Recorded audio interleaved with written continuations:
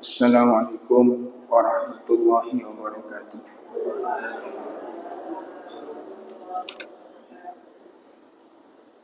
Alhamdulillah alladzi ba'atha fil ummiyina rasulan minhum yatlu alaihim ayatihi wa yuzakkihim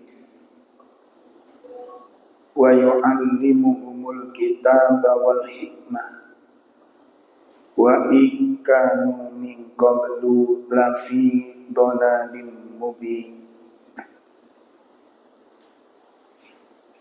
Asyhadu an la ilaha illallah wahdahu la syarikalah wa asyhadu anna Muhammadan abduhu wa rasuluh.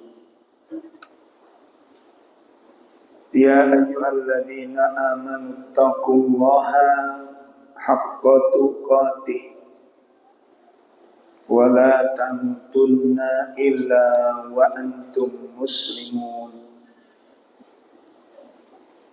Allahumma salli wa sallim wa barik ala nabiyyina Muhammadin wa ala alihi wa ashabihi wa man tabi'ahum bi ihsanin ila yaumiddin, amma ba'd. Khatul kiram rahimani wa rahimakumullah.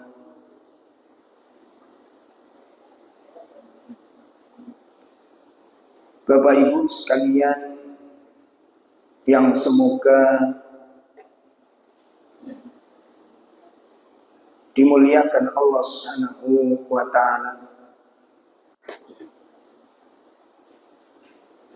Alhamdulillah,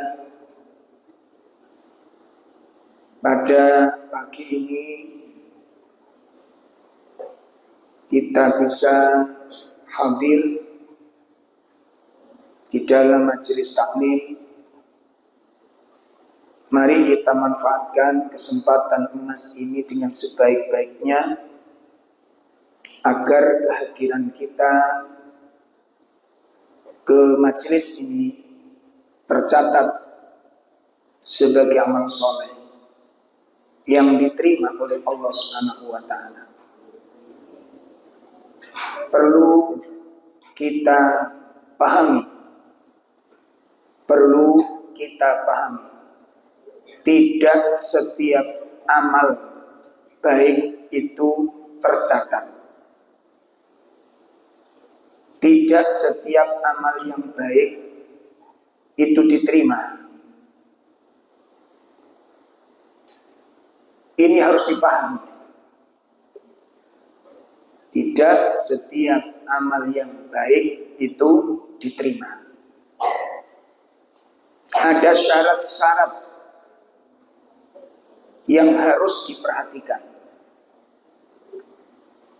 Ada poin-poin yang harus dicamkan supaya kita tidak sekedar beramal soleh. Kata orang Jawa bilang angger berbuat. Seperti orang ngaji, sing penting kan ngaji. Kalimat ini gak berkualitas, jangan dipakai. Pokoknya aku kan ngaji. Ini kalimat rendah. Ini kalimat orang-orang yang gak punya misi. Ku jenenge syukur-syukuran, sing penting sekolah. Gak bisa diterima. Sing penting anakku wis sholat, diterima tergantung Gusti Allah. Ini kalimat rendah. Jangan diucapkan. Ya. Pokoknya kalau melok pengajian ini kalimat rendah, jangan dipakai. Apa nggak punya misi? Gimana kalau ibu punya pegawai, terus dia kerjanya asal-asalan lalu jenengan tegur Mbak, setrikanya kok kayak begitu. Kan yang penting tak setrika. Sampeyan terima? Sampeyan terima? Nah kok kita ucapkan itu kepada Allah? Tidak boleh saudara. Jadi ada 3 hal yang harus diperhatikan agar amal ini berkualitas, agar amal ini menjadi amal yang terbaik. Ada 3 poin. Yang pertama, dilandasi karena al-iman. Landasannya iman kepada Allah. Hal ini didasari oleh sabda Nabi Sallallahu Alaihi Wasallam di dalam hadisnya, man shoma Ramadanan imanan wa ihtisaban. Barang siapa yang berpuasa di bulan Ramadan karena faktor iman, karena faktor ihtisab. Ihtisab itu ono sing diarep-arep dengan puasa itu, ono sing didoleki dengan puasa itu. Ihtisab. Ya, ada yang dicari. Aku puasa ini ada yang tak cari, ada yang tak inginkan dengan aku puasa ini. Itu namanya ihtisab. Ini yang menjadi kekuatan itu. Ini yang menjadi sesuatu itu menjadi menakjubkan. Dan ini pula yang menjadikan nanti orang sakit itu akan terasa lezat. Dan kita akan menikmati sakit itu. Ketika di hati kita itu ada ihtisab. Apa ihtisab tadi? Ada yang dicari. Aku sakit iya, tapi ada yang dicari. Dengan sakit ini, aku ingin dapat ampunan. Aku ingin dosa-dosaku yang banyak ini diampuni Allah. Aku ingin dengan sakit ini aib-aibku ditutupi oleh aib kita banyak lah. Kejelekan kita itu banyak. Cuma Allah tutupi sehingga orang gak tahu. Itu harus tahu, kita harus sadar itu. Karena Allah tutupi. Itu kalau dibuka, tidak satu pun tersisa. Dan kita menjadi orang paling rendah di hadapan manusia. Belum menungsan itu gak kenean kok. Menungsan itu ya. Sing ditolak itu elek. Ono wong lakoni apik 100 keapian, nglakoni salah siji cacat kabeh. Itu menungso. Itu manusia. 101 kejahatan itu bisa menghapus 1000 kebaikan. Itu kalau bahasa istilah. Beda dengan Allah Ta'ala. Allah Ta'ala, orang datang kepada Allah dengan membawa 1 juta dosa, itu bisa terhapus dengan 1 kebaikan. Manusia tidak. Nah ini harus dipahami. Harus ada yang diincar. Nah, kalau ini sudah muncul iman dan ihtisab, ini Masya Allah, amal ini akan berkualitas. Sholat 2 rakaat yang tadi kita lakukan tahiyatul masjid, itu bisa berkualitas. Kalau dilandasi dengan iman wal ihtisab. Ini harus didasari. Istri melayani suami, apa saja bentuknya, akan nikmat. Akan nikmat. Apalagi kalau kita sudah kerahkan segala kemampuan, ternyata kadang-kadang tidak atau kurang baik di mata suami. Padahal kita sudah mati-matian tampil. Itu bagi ibu yang punya suami ngecemes-ngecemes itu kan begitu. Iya kan? Oh, no sing kurang nyambel gak beres, kok nyambel dhewe ya gak iso sampe. Makanya dadi wong lanang ya aja terlalu ngecemes. Ada yang suami-suami ngecemes itu? Oh banyak. Sampean kok mangkel ngono gitu ya. Kaya suami ini ngecemes itu. Itu iman, dasari iman. Aku ingin dengan karyaku ini, aku ingin diberi oleh Allah. Iman, aku diperintah, karena ini diperintah oleh Allah.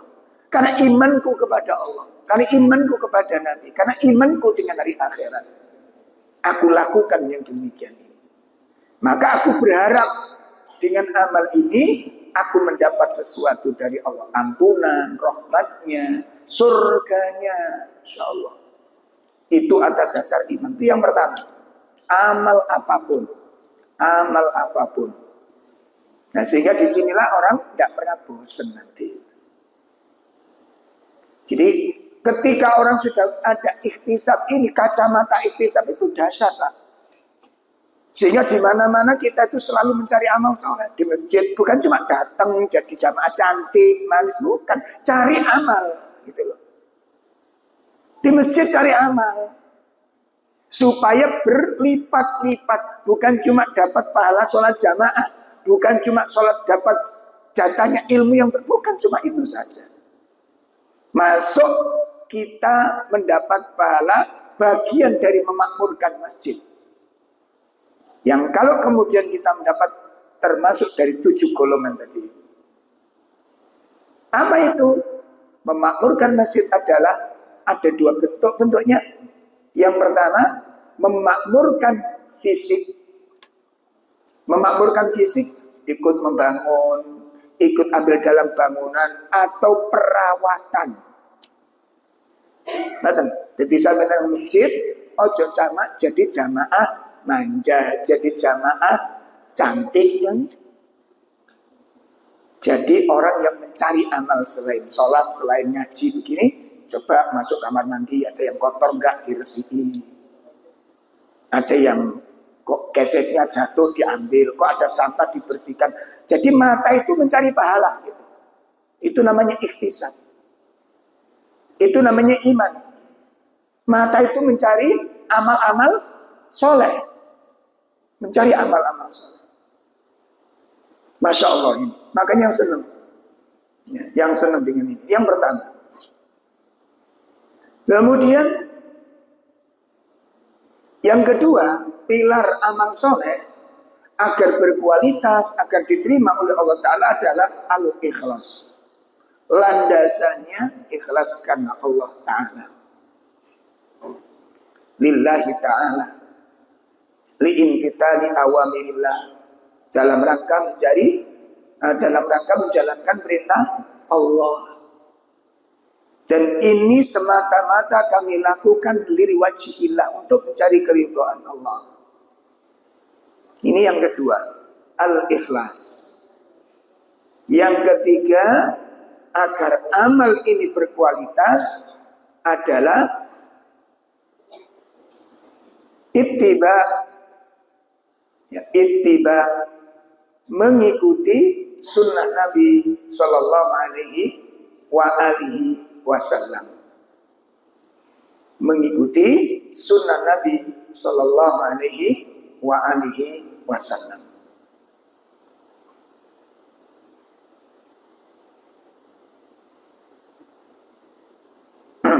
Nah, Bapak Ibu sekalian yang dimuliakan Allah,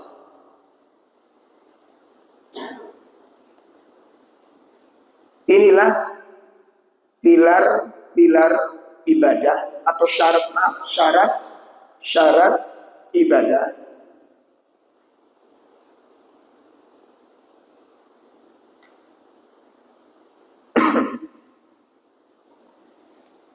yang menjadikan amal ini berkualitas.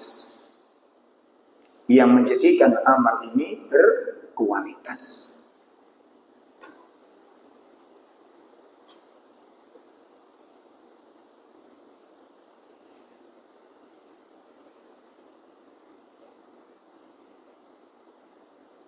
Bapak Ibu sekalian yang dimuliakan Allah,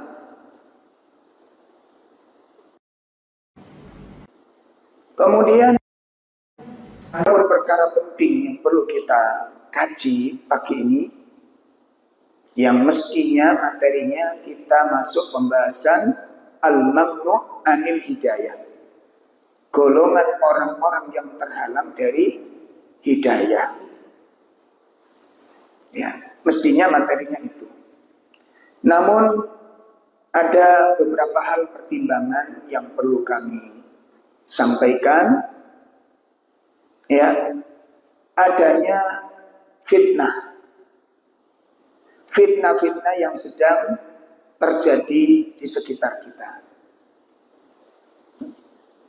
Bukan bermaksud ikut campur membicarakan fitnah, namun kami ingin memberikan ikut ambil bagian. Jangan sampai kita terjebak pada fitnah. Dan jangan kita ikut ambil bagian dari fitnah itu. Dan agar kita selamat daripada fitnah. Yang mana kita hari ini tahu dan pasti banyak mendengar, membaca, menyimak, baik itu melalui berita, omongan-omongan, pembicaraan-pembicaraan yang tidak lepas dari apa yang sedang terlihat dan terdengar. Karena hari ini kita kaum muslimin itu paling lemah di dalam menyimpan berita. Saya ulangi. Kelemahan yang paling besar yang hari ini nampak jelas di tengah-tengah kaum muslimin, kita tidak mampu menyimpan berita. Ngerti maksudnya? Yang dimaksud tidak mampu menyimpan berita itu gimana? Ikut komen, ikut menyebarkan. Sementara kita nggak ngerti asli sesuatu yang sedang kita simak. Walaupun kita saksikan langsung, itu belum tentu benar seperti yang kita lihat. Itulah yang saya katakan namanya fitnah. Ujian. Apalagi tentang masalah politik. Masya Allah, ini dalam. Politik itu tidak bisa jenengan komentari apa yang sedang kita lihat dan sedang apa yang sedang kita dengar. Contoh, saya di masjid ini, kita lagi musyawarah, mungkin bisa jadi saya menentang Pak Endro. Pak Endro menyerang saya, satu misal. Jenengan pasti berpandangan Pak Ro'ul dengan Pak Endro sedang bermusuhan. Padahal itu sudah saya rencanakan dengan Pak Endro. Apa jenengan tahu ketika di luar sana saya sedang makan bakso bersama Pak Endro? Jenengan kan tahunya saya di dalam masjid saya tengkar dengan Pak Endro. Padahal besok kalau sudah kita berantem, ayo kita ketemu makan bakso bareng-bareng. Gitu. Apa jenengan ngerti? Jenengan tahu? Ngerti maksud saya ini? Itu yang disebut dengan bahasa skenario. Itu yang disebut dengan apa namanya ini? Kalau dalam bahasa Al-Qur'annya itu apa? Tipu daya. Al-makru, makar. Gak ngerti jenengan. Nah, contoh kasus hari ini orang, menteri popok DPR, langsung kita sikat. Bisa jadi yang ngomong, ayo kita sikat, iku bolone DPR. Supaya apa? Yang diciptakan kekeruhan. Saya pernah, ya Allah, untung diselamatkan Allah. Jadi naik mobil, naik bis dari Bogor ke Jakarta. Itu 2 kali kita naiknya. Nah, pas naik bis itu ada mafia jual burung. Pernah dengar? Mafia jual burung. Nah, jadi nanti ada 2 orang naik mobil. Yang kami naik bis itu bawa burung. naik di kursi paling depan. Nanti jarak beberapa meter, 100 meter, 200 meter ada penumpang lagi. Kita kan nggak mau tahu siapa mereka ini. Oh, taunya ada penumpang baru, taunya ada penumpang baru. Sudah campur di situ akhirnya penumpang. Nanti ada beberapa ratus meter ada penumpang lagi. Nah, begitu dia berjalan agak lama, burung ini berbunyi yang dibawa tadi dengan suara yang sangat merdu, yang luar biasa. Bunyi apa saja bisa. Garuda Pancasila bisa, Indonesia Raya bisa. Mungkin ayat kursi juga hafal itu nanti. Nah, begitu. Begitu bunyi bersenandung, tiba-tiba orang di kursi belakang berdiri. Apa burung apa itu, Pak? Oh, ini. Sambil jual tak? Ya sebenarnya eman, Pak. Saya ini kepepet gitu loh. Wah, itu mahal itu burung itu. Berapa itu? Itu. Nah, karena saya sebenarnya harganya ini sekian. Cuma karena saya kepepet, saya jual sekian. Wah, saya berani itu. Cuma sayang saya nggak banyak uang ini, nggak bawa uang. Gitu. Langsung di tengah-tengah, orang di samping saya ikut muncrat. Itu burung apa Pak jenisnya Pak? Lebih kalem, lebih tenang, lebih terarah. Ini untuk mengocak-ocak pikiran penumpang. Tak bisi, Pak, jangan terjebak. Ini biasanya komplotannya. Sing tak bisi ternyata komplotannya bisa. Bayangin ya Pak. Sampai ngerti nggak sebagai penumpang permainan yang mereka atur demikian? Bahwa mereka naiknya bukan satu rombongan sekian. Jangan kan nggak ngurus itu. Politik itu seperti itu. Gak usah akan komen makanya. Politik itu dalam. Di dalam medan peperangan ini, dalam medan kancah permainan, itu bisa jadi satu partai mencaci, mencemooh, mencela, menghujat, melawan, bahkan mendemo. Padahal ini permainan, sandiwara yang mereka lakukan. Untuk apa? Memancing kekuatan masyarakat ini. Makanya sampai nih gak ngerti apa-apa, gak usah komen. Semangat pentoleh sing akeh. Gak ngerti apa-apa komentar sing aneh-aneh. Paham?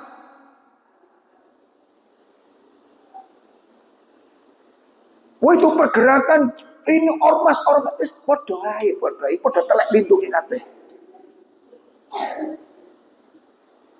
Saya gemes aja teman-teman haroki pergerakan mengkritiki dakwah sunnah. Kenapa dakwah salah kok nggak ada gerakan? Sama ini gak ngerti politik sama ini.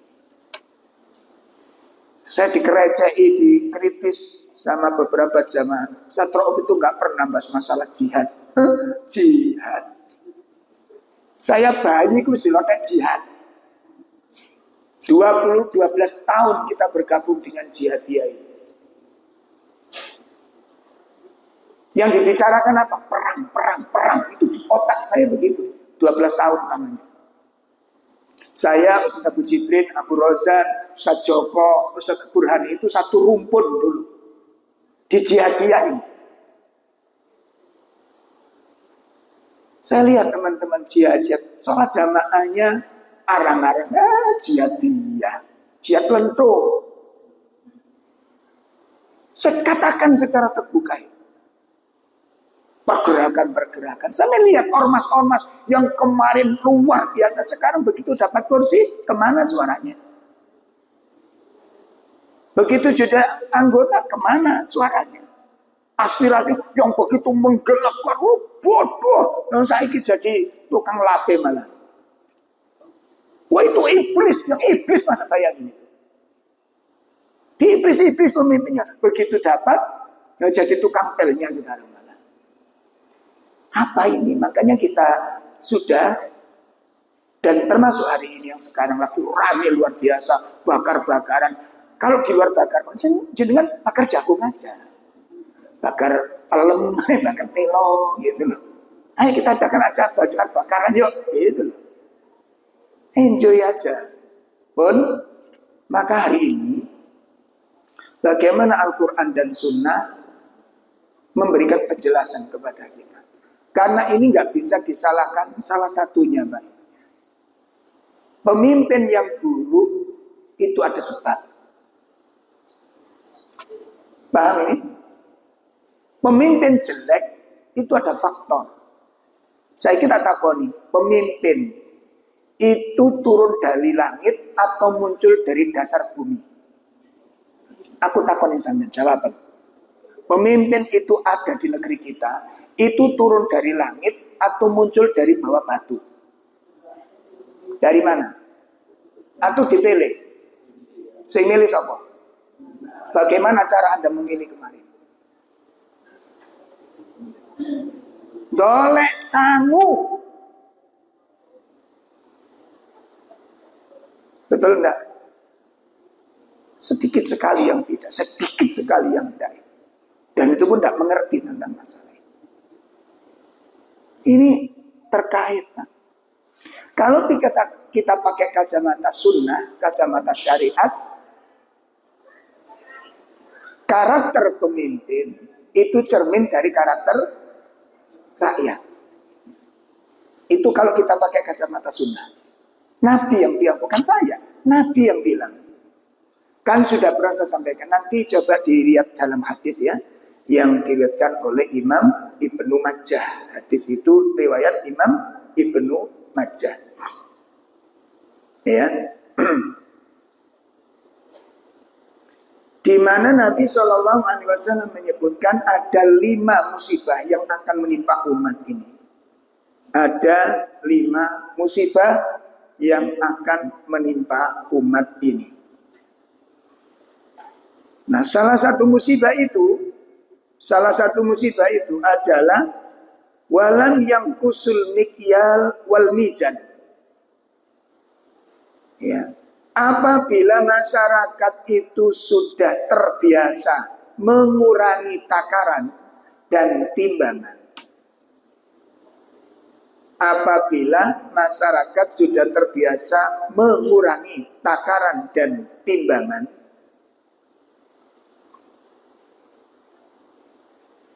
Ya, ini berarti indikasi perbuatan apa ini? Dalam curang. Pun.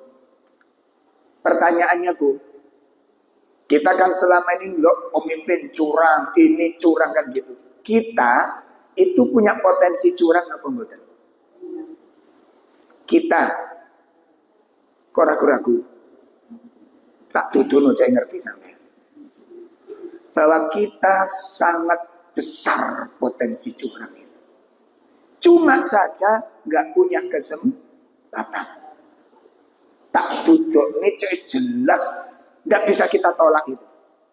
Bon, hari ini ibu pergi ke UGD untuk periksa. Ibu dapat antrian nomor 30 atau nomor 40. Jadi kemungkinan mari dohor jenengan baru dieksekusi.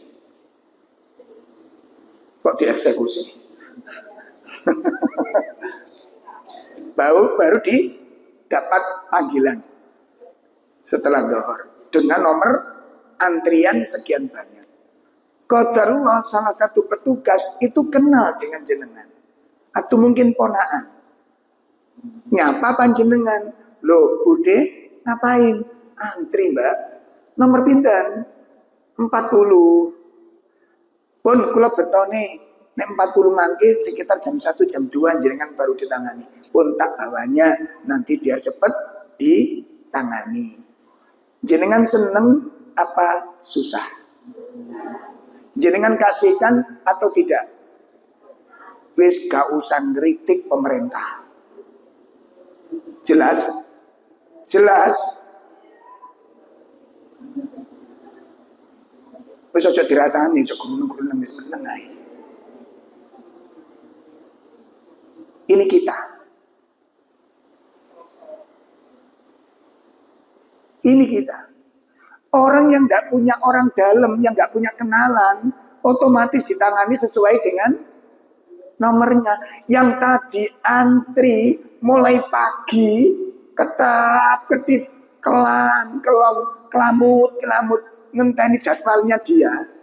Tiba-tiba jenengan salib, jenengan dului karena jenengan ditolong oleh ponaan. Ngelihat begitu rasanya piye? Halo? Muangkel loh. Karena kita yang kondisi malah dikarek, yang teko keri malah pun. Orang yang kita kalau sebagai orang yang didahului kita mangkel. Begitu.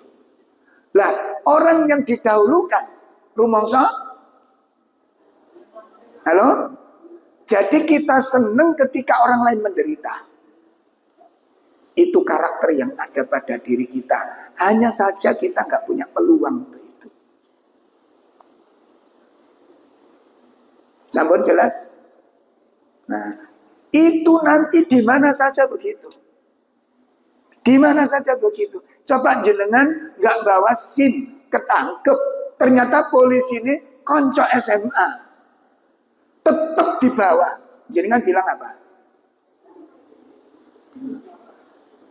Sepurane Mbak ya, karena jenengan melanggar, walaupun kita teman CS dulu di SMA, tapi jenengan melanggar. Saya nggak mau mengkhianati tugas saya, tetap jenengan disidang. Jenengan bilang apa? Kampret lu. Mangkel apa itu? Mangkel apa itu? Nggak usah mencaci maki pemimpin. Sampun jelas? Saya kurang jelas. Nek kurang jelas, berarti gak cerdas. Itu kita. Inilah masyarakat kita. Nah, kalau masyarakat ini sudah punya karakter seperti itu, ada 3 dosa yang sudah disiapkan. Ada 3 ancaman yang sudah disiapkan oleh Allah. Kalau masyarakat sudah bermental curang. Kalau masyarakat sudah punya karakter curang, ada 3 ancaman siksa yang sudah disiapkan oleh Allah. Apa kata Nabi? Illa akhadu bisinina wa syiddatil ma'una wa juru sultani alaihim. Ini 3 ancaman siksa itu meliputi 1. Apa siksaannya? Yang sudah disiapkan oleh Allah. Bisinin. Allah datangkan paceklik ke tengah-tengah umat ini. Napa paceklik ini?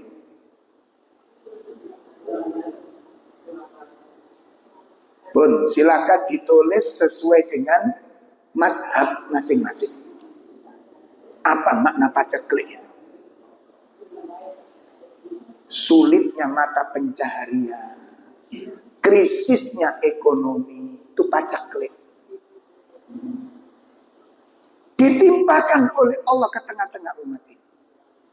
Dan lihatlah sekarang hari ini, betapa sulitnya saudara-saudara kita mencari mata pencaharian. Sampai ada yang jadi polisi cepet di mana-mana. Di mana-mana sudah. Bahkan ada yang dilabur dengan cat seluruh tubuhnya. Saking ngoponi, saking kepingin mempertahankan kehidupan ini. Kepingin hidup mereka. Berjualan mencoba menjadi kuliner gak melaku. Coba lagi jual ini, coba lagi buka ini. Ini hukuman dari Allah. 1. Yang kedua, apa siksaan yang Allah ancamkan? Yang kedua adalah wasyiddatil ma'una, beratnya beban hidup. Ibu ngobrol dengan siapapun, isine mung siji, sambatan. Kalau jenengan punya pelanggan tukang sayur yang pelanggannya banyak, jenengan bilang sama enak Mbak, sampai pelanggannya banyak, ketok aneh. Caranya. Betul apa enggak? Sampai tanya kepada siapapun. Isine mung siji, sambatan. Berkeluh kesah. Merasakan beban hidup, dan itu azab dari Allah Ta'ala. Siksaan dari Allah. Wa syiddatil ma'unah, beratnya beban hidup. Yang ketiga, apa siksaan yang disiapkan oleh Allah? Nah ini yang terjadi ini. Wajuru sultani alaihim, buruknya pemimpin yang Allah kirimkan kepada kalian. Buruknya pemimpin yang Allah kirimkan kepada kalian. Nanti bisa dilihat di hadis Imam Ibnu Majah, atau saya kirimkan redaksi hadisnya nanti. Sudah Pak Hendro ketemu. Nah, 5 dosa akibat 5 musibah akibat 5 dosa. Nanti bisa Pak Hendro di-share ke grup pengajian. Iya. Nah, ibu-ibu sekalian, sekarang persoalannya adalah apa yang harus kita lakukan, apa yang harus kaum muslimin lakukan jika kita hidup di tengah-tengah zaman yang seperti itu.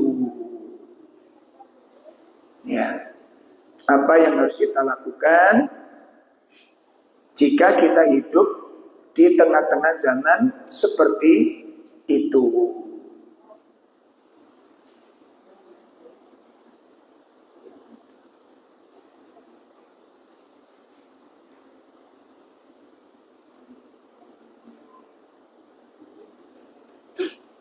Yang harus kita lakukan hari ini,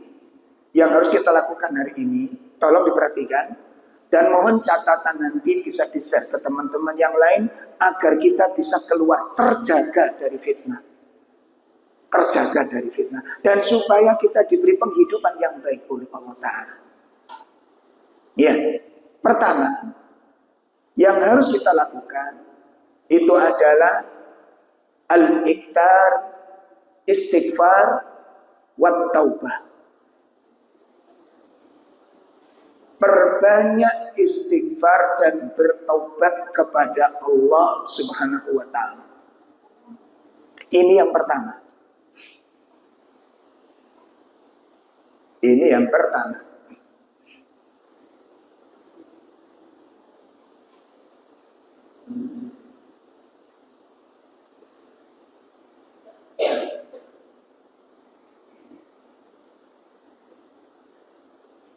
Banyak istighfar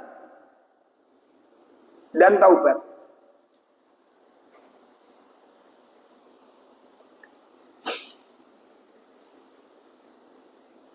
Kenapa kita lakukan ini?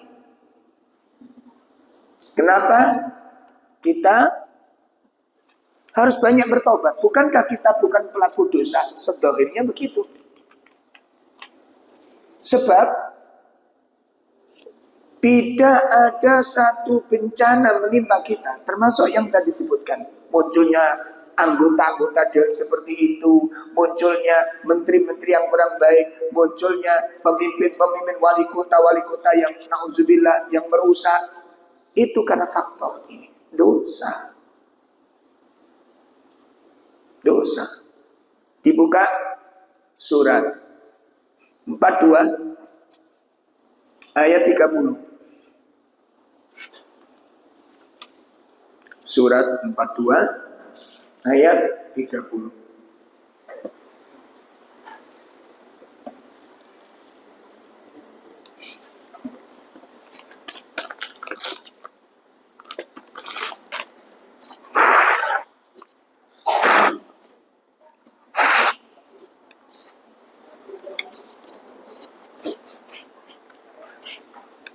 A'udzu billahi minasy syaithanir rajim.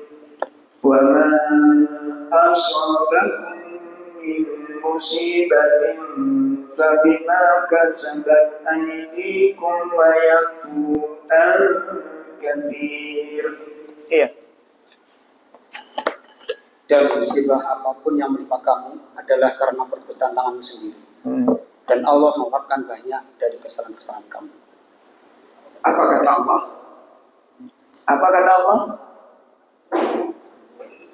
apapun musibah yang menimpamu,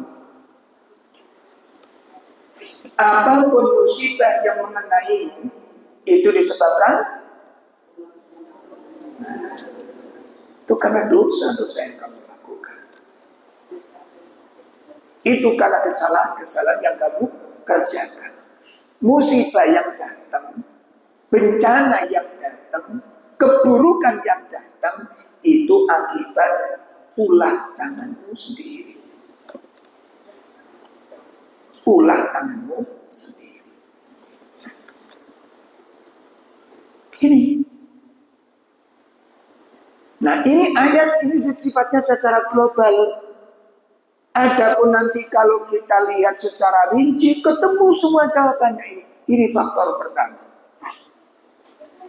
Mari kita lihat satu peristiwa demi peristiwa. Peristiwa pertama. Peristiwa pertama. Makhluk yang paling dekat dengan Allah. Yang hari-harinya disibukkan bertasbih, bertahmid, berzikir, memuji Allah, membesarkan Allah, mengabdi kepada Allah. Tiba-tiba diusir dari kerajaan langit menjadi tempat yang paling jauh.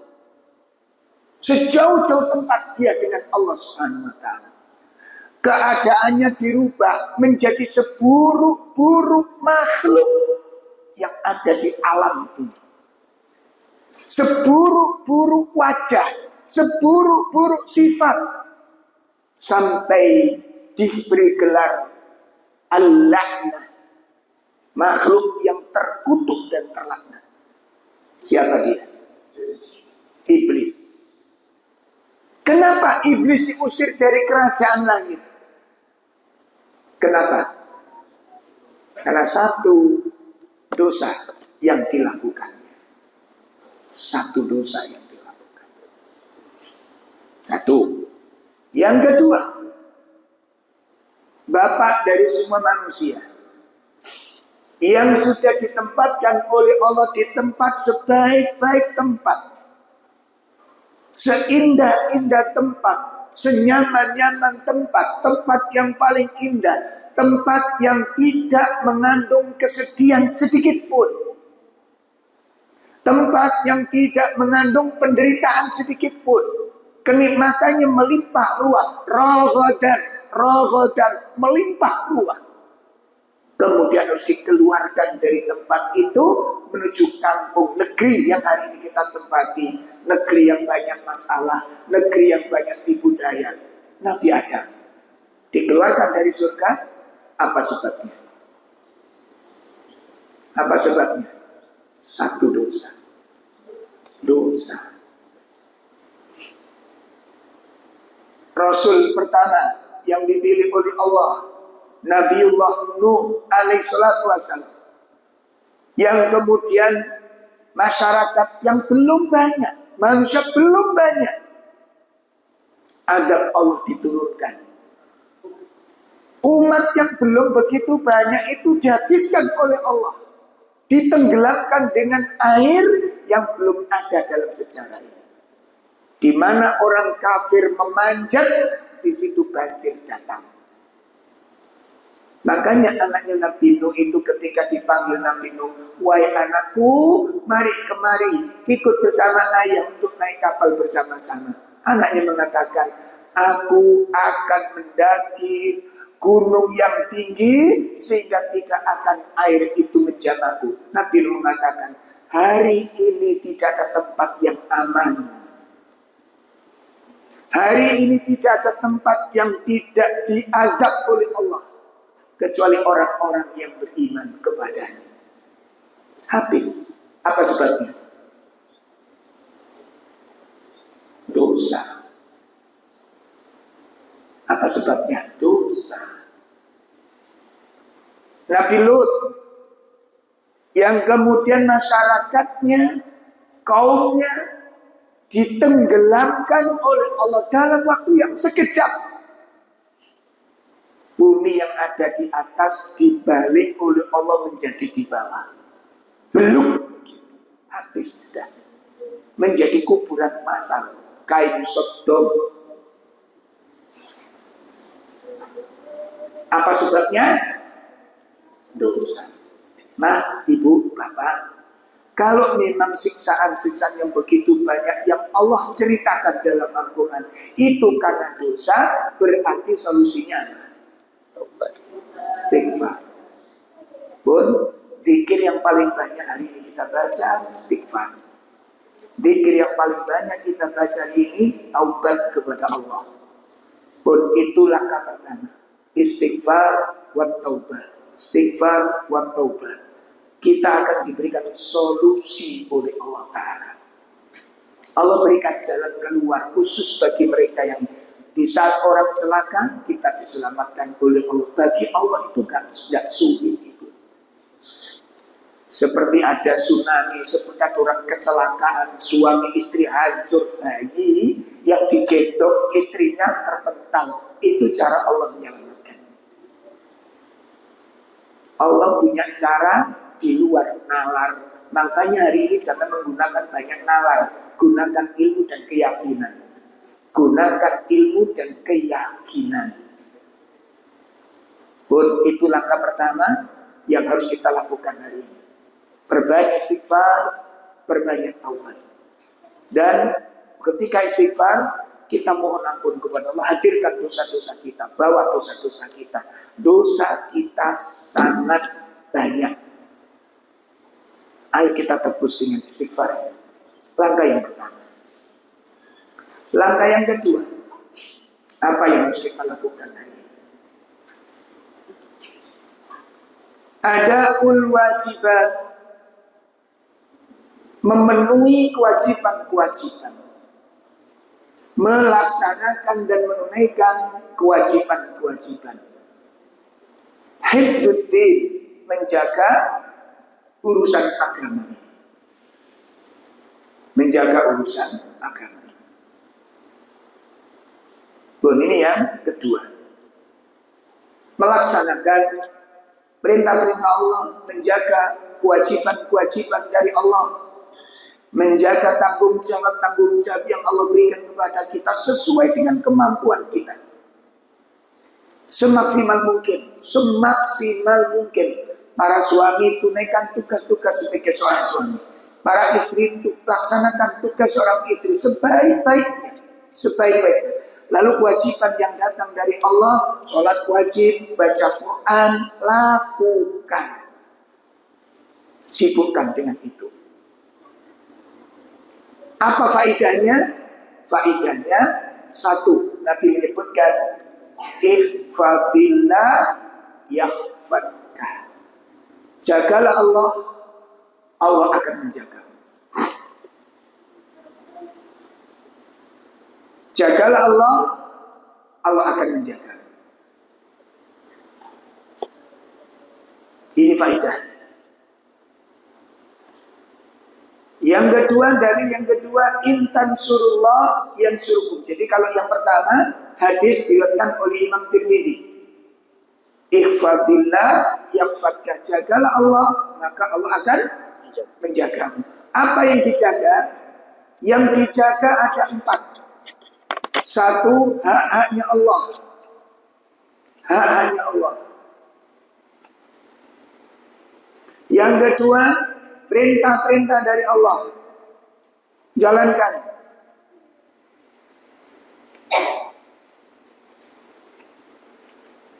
Yang kedua, apa yang harus dijaga? Perintah-perintah dari Allah. Laksanakan. Yang ketiga apa? Apa yang dilarang oleh Allah. Larangan-larangan dari Allah. Larangan-larangan dari Allah. Jauhi. Yang ketiga, batas-batas agama. Jangan ditabrak. Ketentuan-ketentuan agama jangan dilawan. Seperti pembagian waris, seperti tentang muamalah, adab-adab, apa ini, jual beli, hindari. Riba hindari. Masyarakat kita terikat dengan riba yang begitu mengerikan. Bagaimana kita yang ahli sholat, ahli baca Quran, masih mencintai riba. Jual beli kredit, na'udzubillah. Bagaimana kita diselamatkan oleh Allah? Ibu perhatikan, kredit yang syar'i dengan yang tidak syar'i, pelajari. Kredit mobil syar'i enggak syar'i tinggalkan. Kenapa riba? Tidak akan membawa berkah. Dan mengerikan riba ini. Kadang-kadang sotel lah yang kredit, kipas kredit, dan itu riba. Sistemnya riba dan ini mengerikan. Ibu siap gak dengan dosa-dosa ini? Pertama, nanti dilihat dalam kitab Nailul Autor, dosa paling riba itu di antara dosa-dosa riba itu satu, ya, 1% riba. 1% riba itu lebih berat dari hasil 60 pelacur. Ibu mau dikasih seorang pelacur makanan, dikasih makan, dijatah makan pelacur, mau? Satu pelacur mau? Bude, mana-mana sudah doakan saya. Nanti kebutuhan Bude tak jamin. Satu pelacur mau. Ini 60 pelacur. Pengguna riba menanggung dosa lebih ringan dari makan hasil 60 pelacur. Kok masih suka riba-riba? Itu pertama. Yang kedua apa? Lebih berat dari dosa berzina dengan ibu kandungnya sendiri. Mau? Subhanallah, terbuat dari apa hati kita? Kok berani gitu? Segera tuntaskan, keluar dari riba. Kalau enggak, Allah cabut keberkahan itu. Dan kita terancam dengan dosa-dosa tadi. Lebih berat dari 60 pelacur. Mending seorang pelacur. Kita kalau enggak pelacur jijik, tapi kita 60 pelacur kita di dalamnya. Dengan sebab kita terlibat dalam masalah riba. Coba kalau ada tetangga kita jual tubuhnya, gimana kita memandang? Kalau kita punya tetangga pelacur, satu pelacur, itu lebih baik dari kita yang menggunakan riba. Kenapa? Kita lebih buruk dari 60 pelacur tadi yang kita makan. Alhamdulillah. Awas ibu, jangan sampai suaminya disuruh melakukan itu. Ini suami istri yang dimurkai oleh Allah Ta'ala. Anak-anaknya jangan sampai terlibat dengan ini. Ngeri. Kalau Anda berani sendiri, siapa silakan. Atau suami nyuruh istrinya, jangan mau. Kemarin ada seorang istri diancam cerai sama ini. Kalau memang begitu, ceraikan saya, kata istrinya. Subhanallah. Saya mau tanda tangan ini, nama saya dipakai. Nama suaminya sudah habis, ludes di mata bank, nggak dipakai sudah. Karena banyaknya utang piutang, nggak akan selesai, riba nggak akan selesai, menghancurkan riba itu. Bagaimana kok kita dukung, kita bebas, maksudnya nggak kasihan orang-orang sekitar kita. Pokoknya tinggalkan. Ini cara kita menjaga hubungan dengan Allah. Jadi kalau ini kita jaga, kita akan dijaga oleh Allah Subhanahu wa Ta'ala. Ihfatillah yahfadka. Jagalah Allah, maka akan hadis dikatakan oleh Imam Tirmidzi. Makanya rumah tangganya nggak akan benar, hatinya nggak akan benar, hatinya terus terkecoh, gampang marah, gampang tersinggung. Makanya nggak baik-baik kita. Walaupun ngaji rutin, baca Quran rutin, kasar kita jadi orang. Lihat, kemungkinan ada riba di dalamnya. Lihat, apa kita bangga menjadi sosok seperti ini? Menjadi orang-orang yang kasar, orang yang paling dibenci Allah itu yang paling kasar. Dan orang nanti tidak diperkenankan melihat wajah Nabi di akhirat. adalah orang yang punya karakter yang kasar. Ya na'udzubillah, na'udzubillah. Hati-hati makanya. Hatinya gampang risau, hatinya gampang gelisah, gampang tersinggung, gampang marah, dendam, kusumat disimpan rapat-rapat. Nah ini terbuat dari apa? Wong ahli Quran, ahli sholat, gak mungkin. Ada yang salah di situ. Kalau kita sudah rutin sholat malamnya, sholat tahajudnya, sholat 5 waktunya, baca Qurannya, taklimnya rutin, kok masih punya sifat seperti itu, berarti ada kemungkinan ada perbuatan-perbuatan mungkar yang masih kita lakukan. Coba dievaluasi. Coba dievaluasi. Kemungkinan-kemungkinan di sana. Gak mungkin damai hati panjenengan. Gak mungkin tenang jiwa panjenengan. Dunia maupun akhirat. Kenapa? Dosa itu melekat kuat. Ya. Atau kadang-kadang kita masih suka dangdutan secara sembunyi-sembunyi. Nah kemarin ada ibu-ibu, Ustadz gimana sikap kita? Saya kan anggota Dawis. Napa Dawis itu? Dasawisma. Lah ini Pak RT saya baru mengadakan lomba joget Ustadz. Lah Pak RT bilang wajib ngono. Saya harus gimana? Sampai bilang wajib, saya tolak. Sampai bilang begitu. Wajib ditolak. Kenapa? Itu mungkar. Bang, ibu-ibu pelulat-pelulit kok ditonton. Lawang sendiri saja di dalam kamar aja haram, lah padahal dipertontonkan. Apalagi laki-laki menyimak di sana. Makanya negara ini gak akan baik. Negara semakin rusak. Karena cara mensyukuri nikmat dengan cara yang merusak. Dan itu menodai lagu kebangsaan.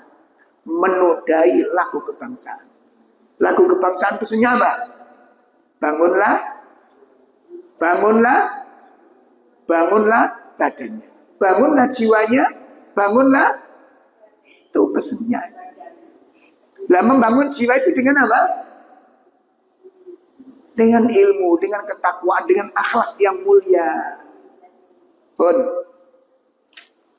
Langkah yang kedua, menjaga kewajiban, menjaga ketaatan agar kita dijaga oleh Allah. Dalil kedua, surat Muhammad surat 47 ayat 7. Surat 47 ayat 7. Disimak di sana, Ibu.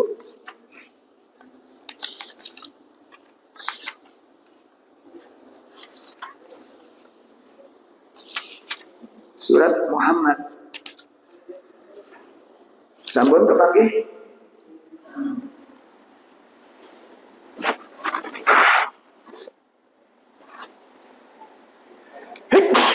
Alhamdulillah.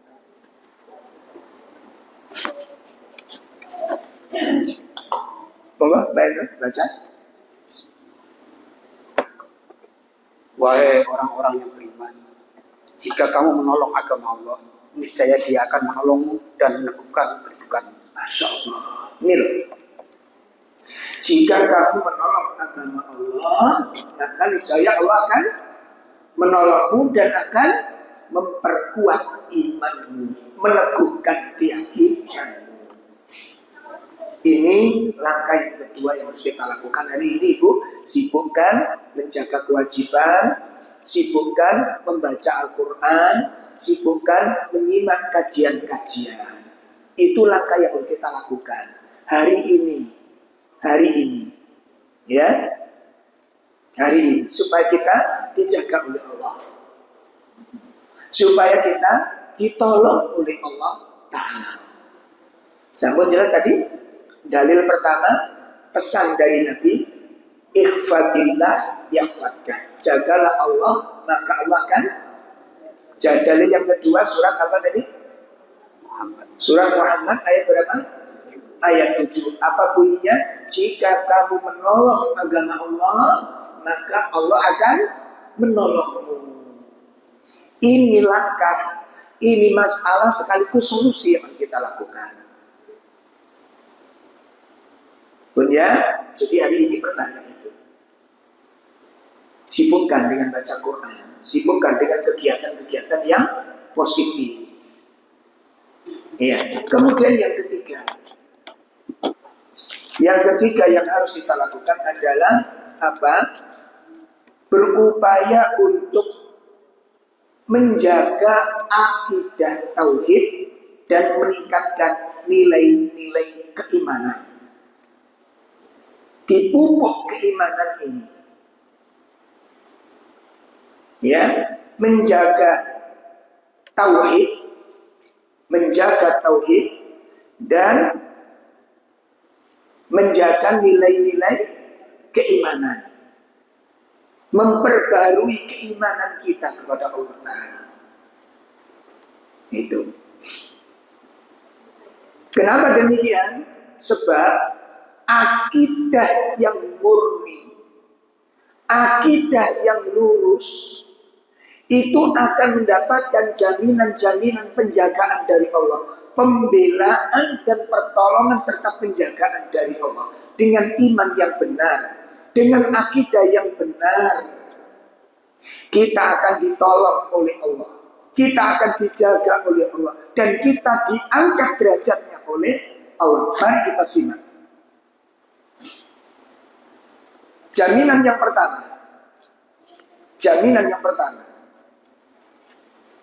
atas penjagaan kepada tauhid iman, surat 24 ayat 55. Surat 24 ayat 55.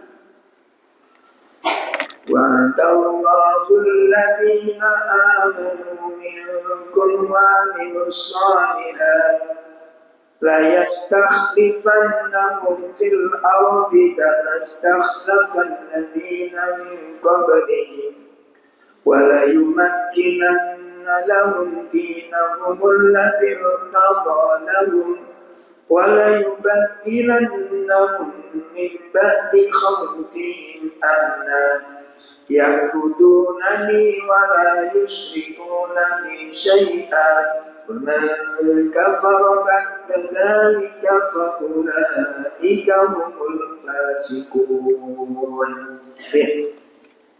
Allah telah menjanjikan kepada orang-orang yang di antara kamu yang beriman dan yang mengerjakan kebajikan bahwa Dia sungguh akan menjadikan mereka berkuasa di bumi sebagaimana Dia telah menjadikan orang-orang sebelum mereka berkuasa. Dan sungguh Dia akan meneguhkan bagi mereka dengan agama yang telah Dia ridhoi. Dan Dia benar-benar mengubah keadaan mereka. Setelah berada dalam ketakutan menjadi aman sentosa. Mereka tetap menyembahku dengan tidak menyekutukanku dengan sesuatu pun. Tetapi barang siapa tetap kafir setelah janji itu, maka mereka itulah orang-orang yang fasik. Insyaallah. Perhatikan Ibu, Bapak, perhatikan. Ayat ini Allah memberikan janji. Perhatikan, ayat ini menjelaskan tentang apa? Allah memberikan apa? Janji. Satu, janjinya kepada siapa? Beriman.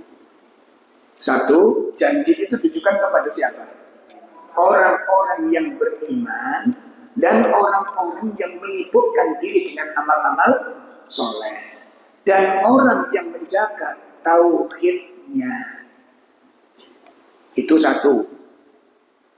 Janji Allah kepada orang yang beriman, orang yang menjaga tauhidnya, orang yang sibuk dengan amal soleh. Itu orang-orang yang diberi janji. Satu. Apa isi janji Allah? Apa isi janji Allah? Dijanjikan tentang apa saja? Satu, apa Bu? Lo tadi. Ojo mikir demo lo ya. Semen bayang lo demo namanya. Apa janjinya Allah?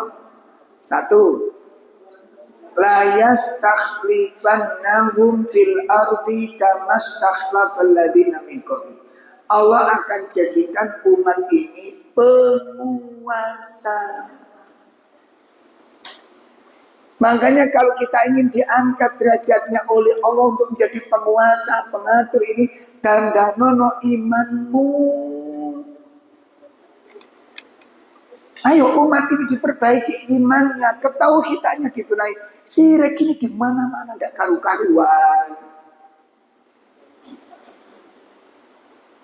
Nggak mungkin puncak kepemimpinan dipegang oleh orang-orang yang akidahnya rusak, yang kemudian hasilnya baik. Nggak mungkin.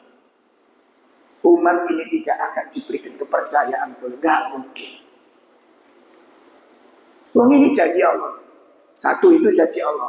Allah akan memberikan kekuasaan kepada, diangkat untuk menjadi seorang penguasa di tengah-tengah umat. Itu janji Allah yang pertama. Janji yang kedua apa? Keamanan. Wala yumakkinanna lahum dinahumul ladzi irtadha lahum. Allah menjadikan agama ini menjadi pegangan, menjadi ikonnya umat. Orang kepingin menjadi masyarakat yang baik, Islam jawabannya. Menjadi pedagang sukses, Islam jawabannya. Sekarang kan sudah mulai banyak melirik-lirik bank syariat. Gimana? Bahkan sekarang rumah-rumah pun, pengusaha-pengusaha rumah itu banyak yang sudah menggelincir kepada perumahan syariah. Riba itu merusak itu. Kok malah istrinya disuruh hutang riba, atau suaminya disuruh hutang riba, anaknya suruh riba. Jenengan itu merusak namanya. Oh Allah. Yang namanya kemana dan teman nyicil mobil. Cicilannya tok itu 1 tahun, itu untuk bunganya saja. 1 tahun itu. Itu yang mobil itu. Jadi bayar sekian juta itu ternyata bukan untuk bayar mobilnya, belum sama sekali. Itu baru untuk apa? Bunganya saja. Yang punya rumah ada teman di Juanda itu. Juanda atau mana kemarin itu? Ya kayak gitu. Jadi sekian ratus juta itu, cicilan awal sekian juta sampai sekian ratus juta itu hanya untuk bunga saja. Itu 5 tahun, Bu. Lu kalau misalnya suaminya disuruh, istrinya disuruh, atau na'udzubillah, kita itu na'udzubillah gak bisa bayangin. Ditambah lagi, udah beban hidup yang begitu mengerikan, dosa yang tidak bisa kita bawa di akhirat kelak. Kok dilakoni? Awas perhatikan. Perhatikan. Jadi yang kedua, ingin menjadi penguasa khusus Islam. Jadi Allah janjikan diteguhkan agamanya kedua. Yang ketiga apa? Wala yubaddilannahum min ba'dihi khawfihim amna. Allah akan mengganti. Allah akan merubah suasana yang menakutkan, suasana yang ricuh, suasana yang kacau menjadi suasana yang aman. Tuh dibaca ayatnya. Wala yubaddilannahum min ba'di khaufihim amna. Kami akan rubah keadaan mereka dari rasa takut, khawatir, cemas menjadi aman. Buat Allah itu gampang begitu.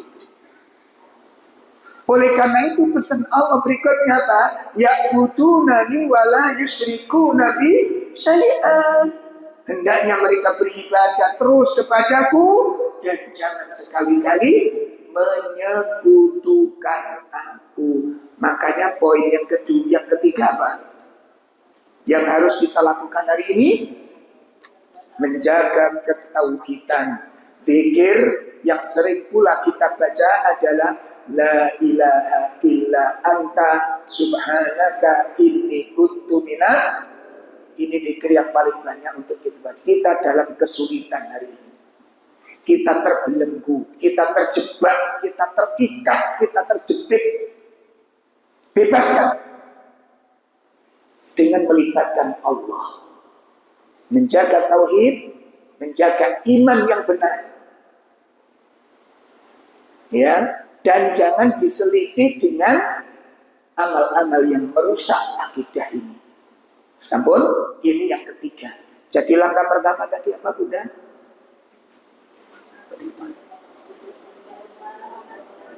Yang pertama apa?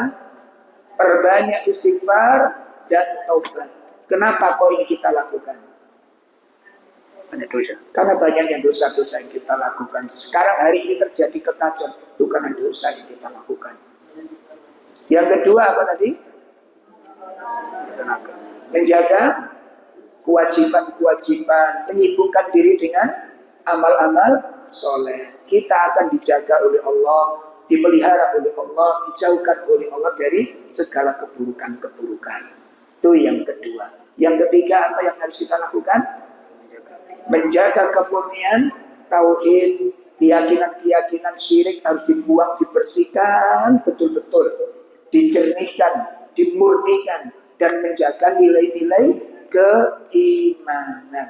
Nanti Ibu yang sering-sering ikut kajian tentang akidah, ya, tentang pelajaran tawakal, coba di-share nanti kajian Ustadz Nuzul, kajian Ustadz Syafiq, kajian Ustadz Yazid, kajian Ustadz yang lain berkaitan dengan masalah ini. Di YouTube, jadi kan tulis saja belajar sifat tawakal dari keluarga Nabi Ibrahim. Nanti siapa penceramahnya? Siap Ustadz Sunnah, simak bagaimana menanamkan tawakal. Itu untuk memperbaiki keimanan kita ini. Supaya kita nggak bersandar kepada logika semata. Nggak bersandar kepada akal-akalan. Tapi betul-betul bersandar kepada Allah. Jangan sekali-kali bersandar kepada materi. Jangan. Seakan-akan nanti kalau kita punya ini, punya hidup pasti begini. Siapa yang jamin? Kemarin ada jamaah ibu-ibu muda beberapa waktu yang lalu, beberapa orang ibu, bukan satu dua. Makanya gaya hidup ini memang stres hampir gila sudah. Masih muda ya. Itu hutang riba itu. Kartu kredit. Nek belanja mangkane nggawa duit aja gosok-gosok ae. Nggawa duit belanja. Gosok-gosok utang tiba. Ada begitu? Stres, gila. Ini nauzubillah. Terus bertobat, berhenti dari semuanya. Itu yang ketiga yang kita sibukkan. Yang keempat itu,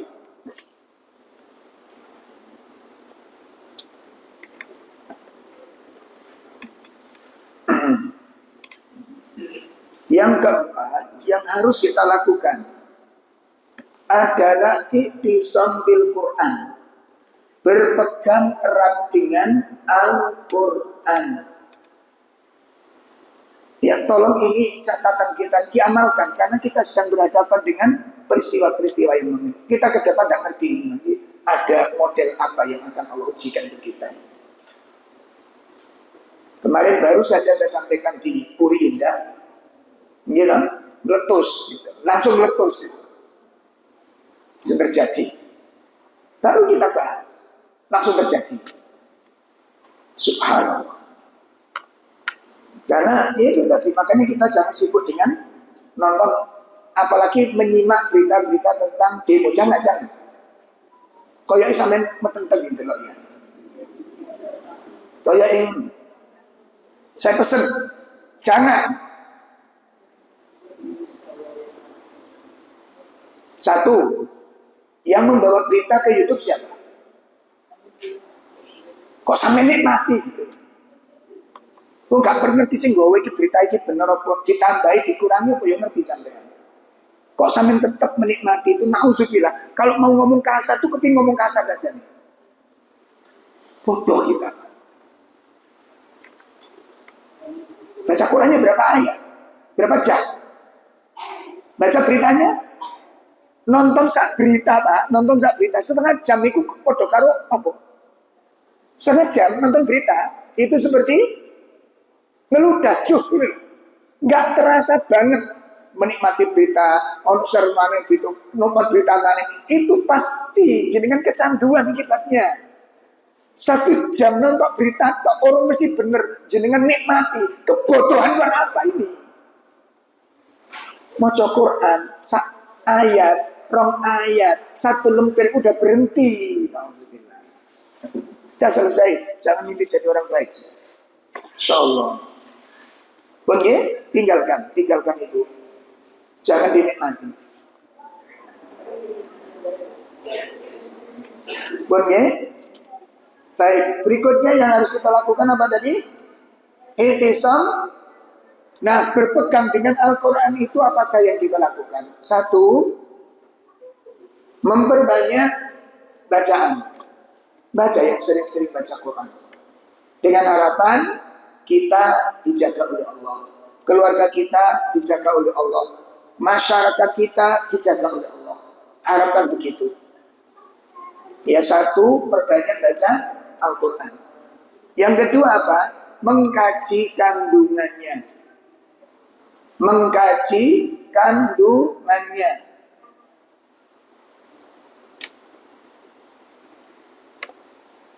Coba nanti di rumah dibuka tafsir Al-Fatihah.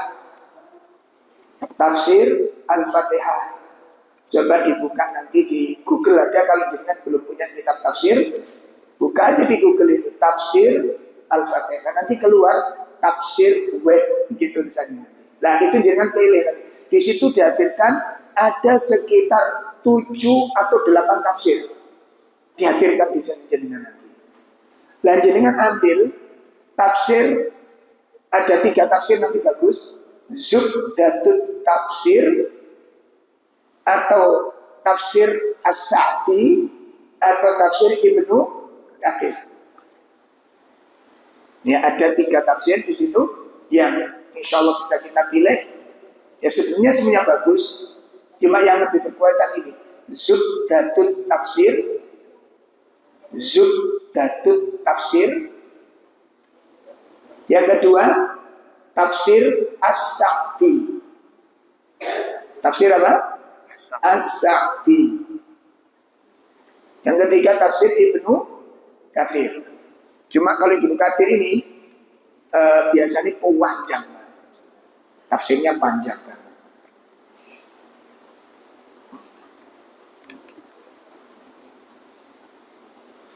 Sambung. Nah, itu kita sibukkan dengan itu ya. Kita ngaji tafsir.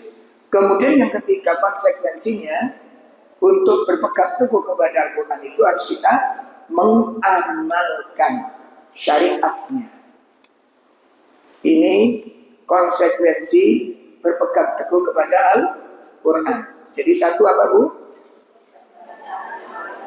Melazimi bacaan, menjaga baca terus, yang senang baca Quran, apalagi mengobati negara kita yang lagi sakit parah ini. Ya sakit parah plus sakit jiwa.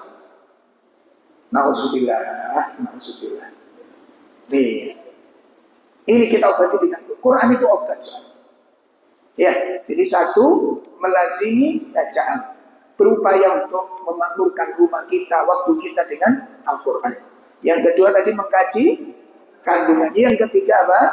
Mengamalkan syariatnya, mengamalkan perintah-perintahnya.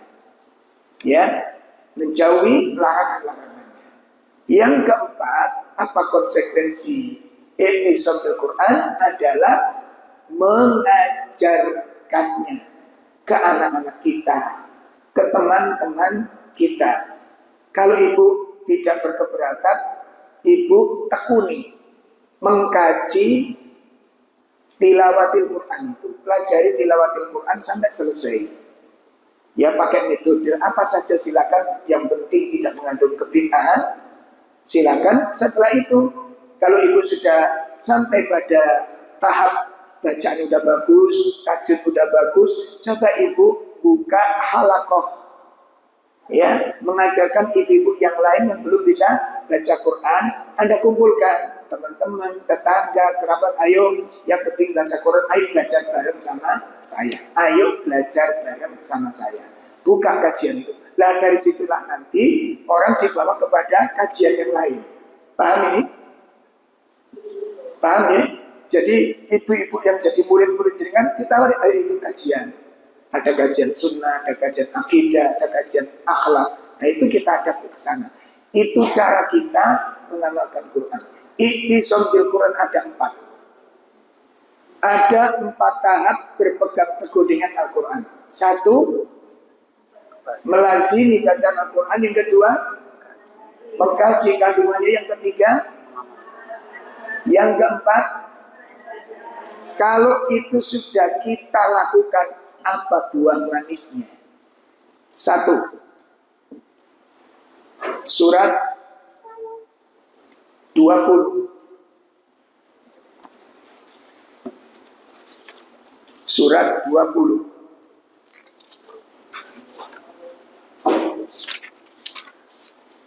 Seratus dua tiga.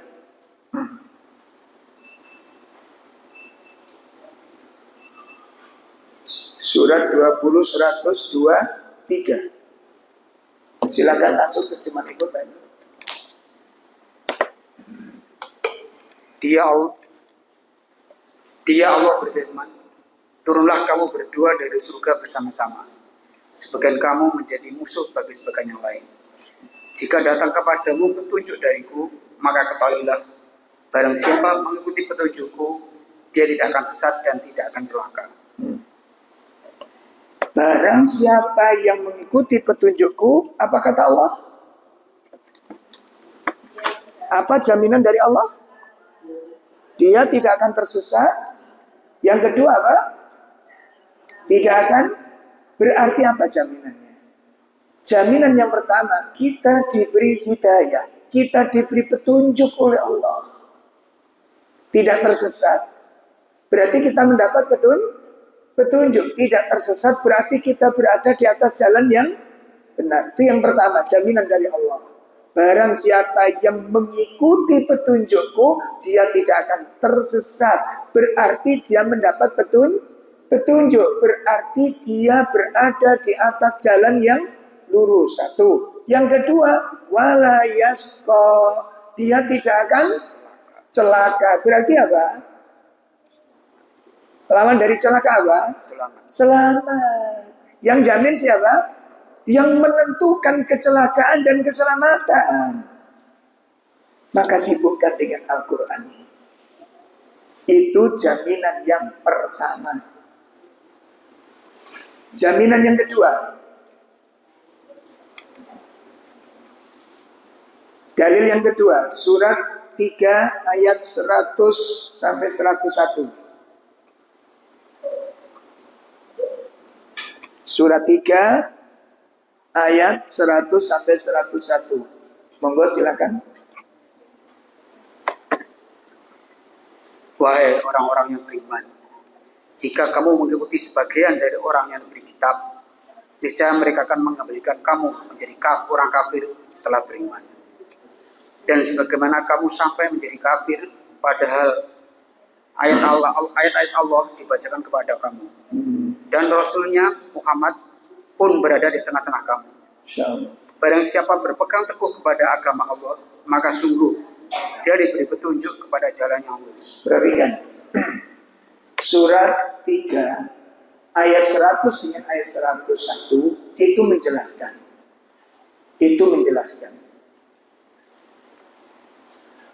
Ayat 100 itu menerangkan tentang makar terbesar orang kafir.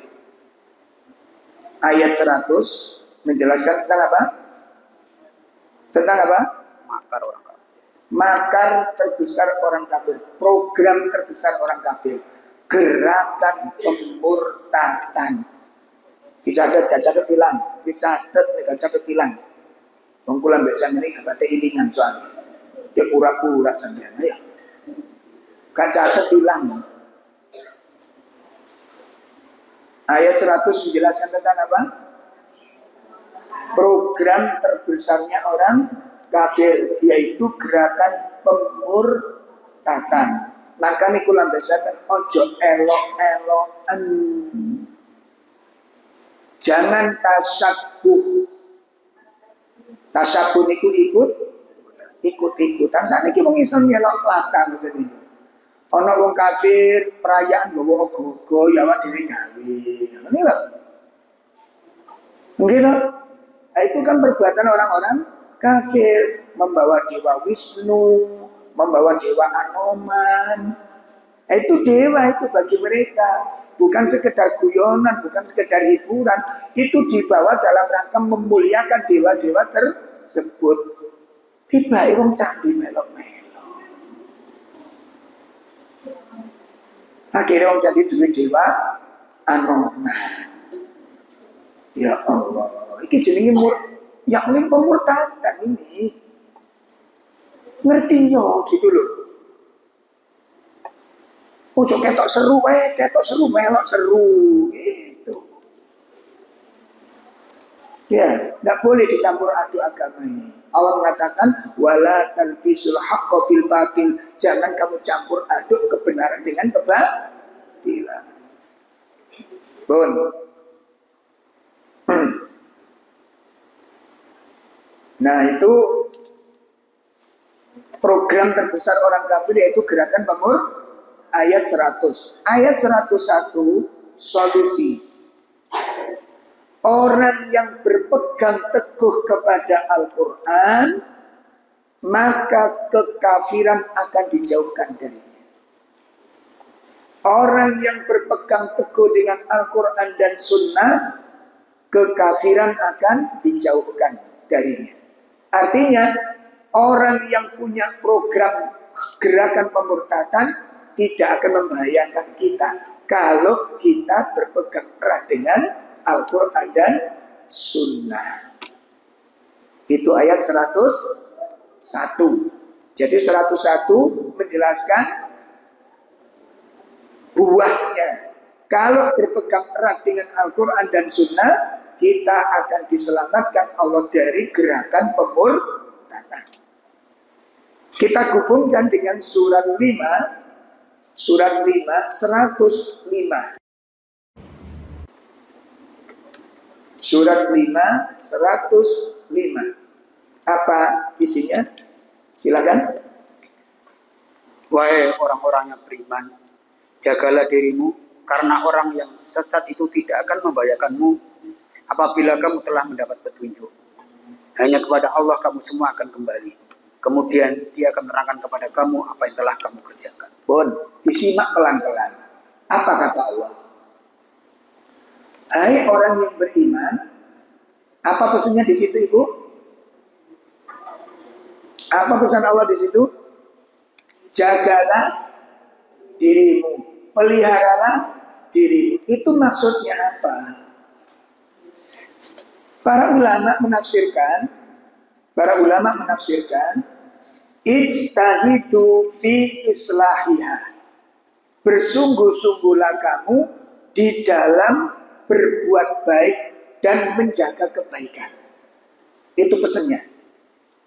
Itu dalam tafsir As-Sa'di. Bersungguh-sungguhlah di dalam berbuat baik dan memperbaiki diri. Itu maknanya. Dan bersungguh-sungguh untuk menyempurnakan kebaikan itu. Dan iltizam, apa iltizam itu? Istiqomah.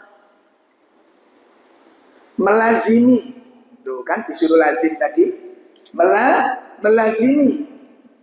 Menempuh jalan yang lurus ini. Betul. Itu yang dimaksud alaikum anfusakum. Bersungguh-sungguh memperbaiki diri dan berbuat kebaikan. Bersungguh-sungguh menjaga dan menyempurnakan kebaikan, bersungguh-sungguh iltizam. Apa tadi iltizam? Melazimi, mengamalkan secara terus menerus untuk berada di atas jalan yang lurus pun. Itu perintahnya. Jaminannya la yadurrukum, ya, orang yang tersesat tidak akan membahayakanmu. Orang yang berbuat jahat tidak akan mencelakaimu. Itu jaminannya. Itu jaminnya. Idza tadaitum, apabila kamu sudah mendapat petunjuk. Saya ulangi. Orang yang tersesat tidak akan membahayakanmu sedikit pun. Orang yang berniat buruk tidak akan bisa mencelakaimu sedikit pun apabila kamu berada di atas petunjuk. Berarti nak diwalik apa? Kalau kamu mendapat petunjuk dan kamu berada di atas petunjuk, kejahatan orang tidak akan membahayakanmu. Itu loh. Maka surat Al-Imran ayat 100 dan 101 ditafsirkan surat Al-Maidah ayat 105. Jadi surat Al-Maidah 105 itu penjelasan surat Al-Imran. Maka saya pesan, saya minta setelah ibu setiap kali habis baca Quran, minta 3 perkara. 1, ya Allah, jadikan bacaan Quranku ini sebagai penghapus dosa-dosaku. 1, catat, bukan catat lagi. Catat. Kalau sampai kali kula niku mari ngaji kok begitu takon ya dolan. Ora ngerti. Nek ngaji itu koyo iling kan. Wong saya itu pengalaman ngaji kan. Wis kata catat gampang ngoten ku lho. Takoni ustaz men ya. Ya kari ngetaki tok. Ya apa sih boleh baca apa main. Kamu baca tentang ini. Enggak Ustaz, kalau pikir wis gampang eling ngoten. Oh, gak tamen loh, dilok-ilok ngoten niku, Bun. Kalau urip ngoten ngaji. Ngaji sing temen loh, dilok-ilok. Oh, saya itu pengalaman, Bang. Wis gampang wong ini eling. Lali. Nah, ini perkara-perkara penting itu catat ini.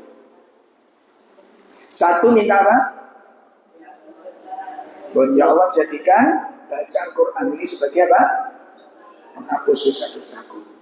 Yang kedua, ya Allah jadikan bacaan Quranku ini pembuka pintu rahmatmu. Jadikan bacaan Quranku ini sebagai pembuka pintu rahmatmu. Buka pintu rahmatmu. Ya. Yang ketiga, jadikan bacaan Quranku ini memperbaiki seluruh urusanku ini. Urusan keluargaku, anak-anakku yang mungkin kurang baik, pasanganku yang mungkin kurang baik, perbaiki dengan bacaan Quranku. Dan yang paling besar apa? Yang tidak kalah pentingnya, negeri yang sedang kacau ini, perbaiki. Ini nanti maca Quran ketagihan kita. Penting soalnya. Apa? Yang ketiga, ya Allah, dengan bacaan Quran, jadikan dengan bacaan Quran ini perbaiki seluruh urusanku, urusan keluargaku. Mungkin kita punya anak, mantu yang sedang bermasalah. Doakan melalui bacaan Al-Quran. Ini penting. Pojok diomong doa. Libatkan Allah lah. Untuk melibatkan Allah supaya doa kita kuat melalui apa? Amal lah. bacaan Quran itu kita jadikan wasilah, gitu loh. Biar anak-anak kita ditata hidupnya oleh Allah, diselamatkan oleh Allah dari keburukan, dari problem-problem yang mengerikan. Misalnya banyak anak-anak sengsara itu gara-gara orang tua yang kurang bijaksana atau kurang doa, gitu loh. Loh, saya membuka konsultasi jadi ngerti, gitu loh. Tahu masalah-masalah itu. Jadi bukan saya tahu yang gaib, bukan. Tahu masalah itu karena banyak masalah yang muncul. Saya setuju ini. Ayo didoakan. Ya, begitu juga ibu setelah pagi bersedekah, sudah rutin sedekah paginya? Sudah rutin? Apa sedekah sego pecel? Ibu, bapak, kalau panjenengan tidak berkeberatan, jenengan siapkan 2 kaleng di rumah. Ini kita mikir, aku itu tiap sih mikir dulu. Tak ajari hidup ini supaya berkah. Jenengan siapkan 2 kaleng di rumah. Tiap pagi usahakan infak, tiap pagi usahakan. Entah itu 5.000, entah 2.000, masukkan ke 2 kaleng. 1 untuk umum, dakwah dan sosial. Yang kedua untuk masjid. Yang kedua untuk masjid. Nanti udah ngumpul, kita serahkan mana yang jenengan selera. Banyak 2 tempat ini membutuhkan bantuan. Lalu, bukankah di situ orang yang bersedekah di pagi hari, apa keistimewaannya? Uang yang diinfakkan hilang apa utuh? Yakin ah? Loh, mari ngomong utuh kok menang. Yakin ah? Boten. Apa keistimewaannya? Mendapat doa malaikatnya Allah. 1. Yang kedua apa? Allah akan memberi ganti yang lebih baik. Dengar? Yang ketiga apa? Kalau ini niatkan untuk orang-orang yang kesulitan, kesulitan kita akan dihilangkan oleh Allah. Ojo dulu kikano, aku dewe sulit, pasti mikir begitu panjenengan. Pasti mikir begitu. Iku jenenge gak cerdas karo aku. Lalu Nabi sudah mengingatkan kok. Nabi kan sudah mengingatkan, barang siapa yang menghilangkan kesulitan orang lain, jawabnya apa? Barang siapa yang menghilangkan kesulitan orang lain, maka Allah akan, berarti nek jenengan duwe kesulitan, kok punya masalah yang rumit, berarti solusinya apa? Solusinya apa? Hilangkan kesulitan lain. Ojo diwale, aku dhewe sulit deh. Aku dhewe kesulitan ngurusi kesulitannya orang. Iku jenenge gak cerdas. Pun kalau bisa saya sarankan tadi Bu. Alhamdulillah saya ngomong begini, kami sudah melakukan berpuluh-puluh tahun kami amalkan. Aku tidak bermaksud pamer kenjenengan, aku gak butuh penilaian kenjenengan sama sekali. Hanya saja saya serukan karena banyak orang-orang yang sangat butuh dan manfaatnya luar biasa. Manfaatnya luar biasa. Nah, setiap kali habis sedekah, minta 3 hal tadi. Jelas Ibu? Setiap kali sedekah, minta 3 hal tadi.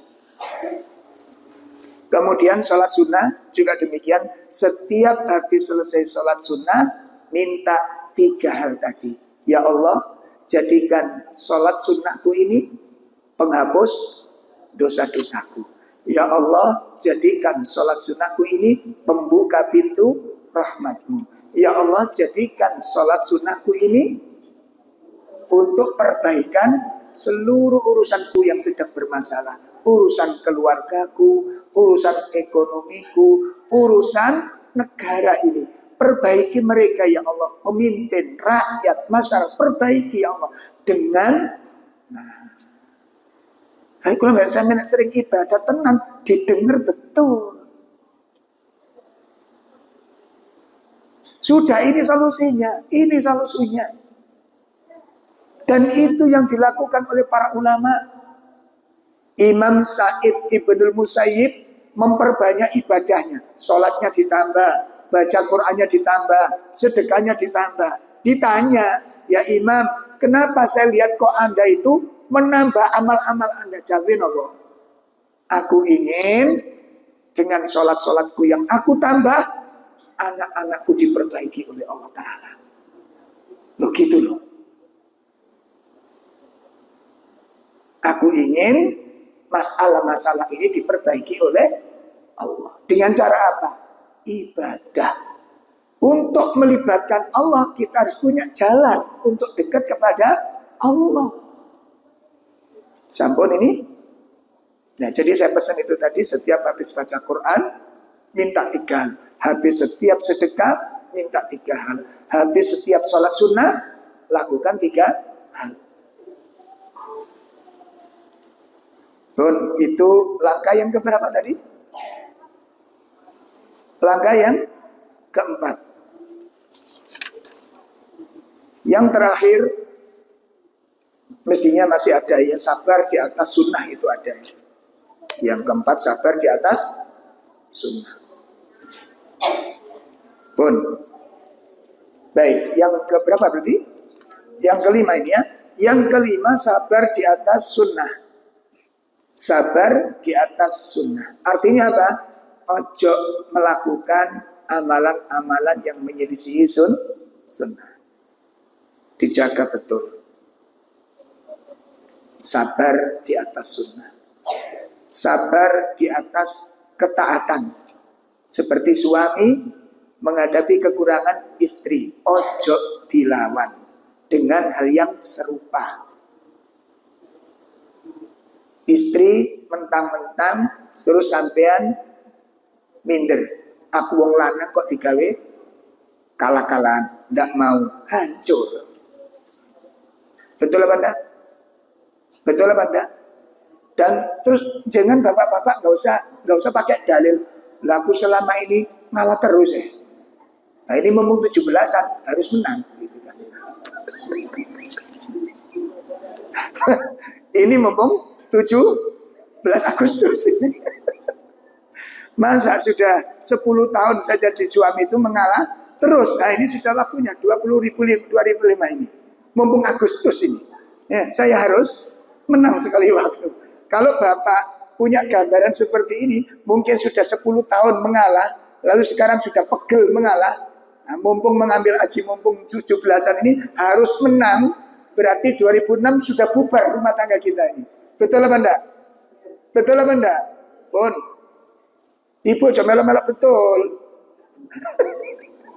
Soalnya jadi korban ini Bapak. Pun perhatikan Pak, urusannya bukan masalah kalah menang di sini. Urusannya rumah tangga itu bukan kalah menang. Ya apa caranya kita membawa kepada Allah dengan rumah tangga ini, saya dapat surga dengan rumah tangga ini. Kalau itu menjadi misi panjenengan, aku nggak peduli ngalah sampai berapa puluh tahun lamanya, nggak ngurus aku.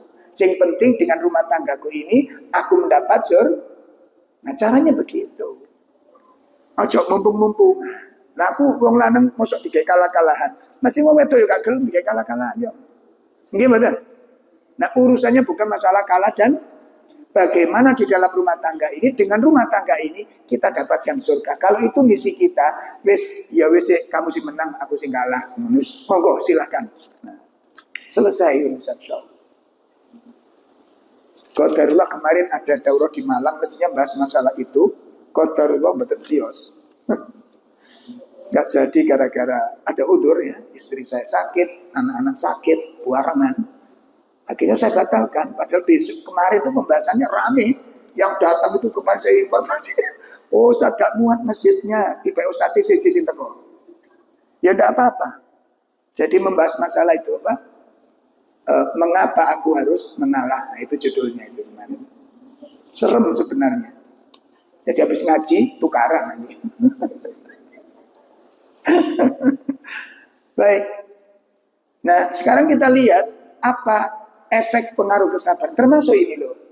Ada cuitan-cuitan wakil rakyat yang ngomong ya kebodohan, jadi ya dia sih bodoh saja gitu kan. Tapi kan kita jangan sampai membalasnya dengan balasan yang mengerikan. Gitu loh. Sekarang apa dampak kesabaran? Mari kita lihat ketika sabar itu kita pegang. Satu, kita akan dijaga oleh Allah dari tipu daya. Ini ada tipu dayanya loh Pak ini.